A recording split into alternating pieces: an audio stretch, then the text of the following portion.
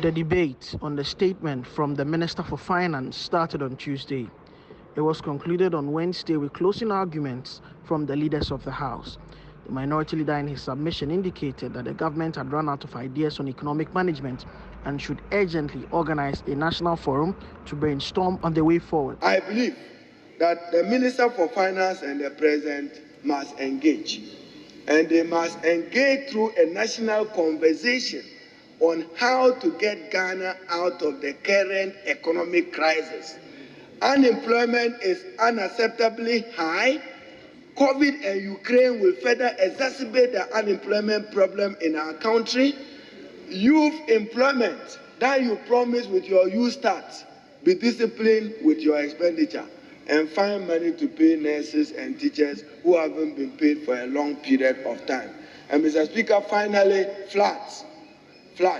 When I see the honorable attached here, then I remember that Works and Housing Ministry, they want money from you. When there is flooding, the excuse is that money is not released to support the Ministry of Works and Housing. So there is flooding in Accra, there is flooding in Kumasi. Works that have been done in that area have not been paid for. The majority leader, however, argued that between the two major parties in the country, the MPP had a better record of economic management than the NDC. It's important to admit that the economy has come under some distress. The government that lifted GDP growth rate from 3.4% in 2016 and doubled it in the first year knows how to stabilize the system. We have the track record of lifting the country from the doldrums. The NDC has a track record of afflicting the economy with Hodgkin's disease, Hodgkin's lymphoma. And whenever we enter the scene, we provide the resuscitation that the economy needs. The people of this country know who the better managers of this economy are. The Speaker, action speaks louder than words. And I believe the people of this country will not be deceived by fancy talkers. The Speaker, into 2024, the strength of the economy would allow people to make informed choices based on relevant information, not on propaganda.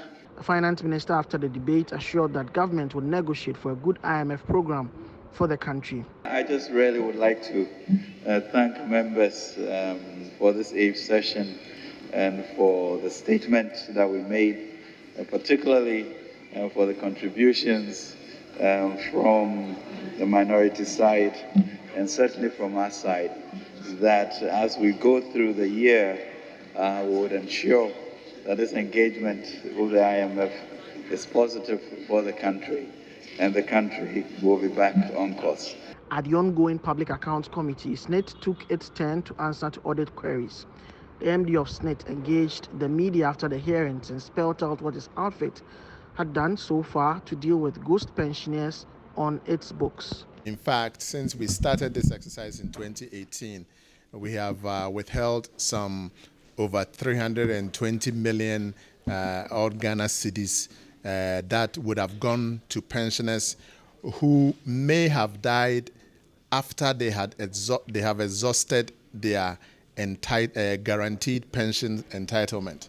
And that for people who are on PNDC Law 247, that is the age of 72, and then people who be on Act 766 would have been the age of 75. But right now, no pensioner who is on 766 is that old, because it's just recently they started going on pension. But yes, that has to do with making sure that every year pensioners reach out to SNIT and get biometrically verified. This is actually, we know that sometimes it's an inconvenience for certain pensioners. For example, somebody may be bedridden or may be incapacitated to be able to come to SNIT.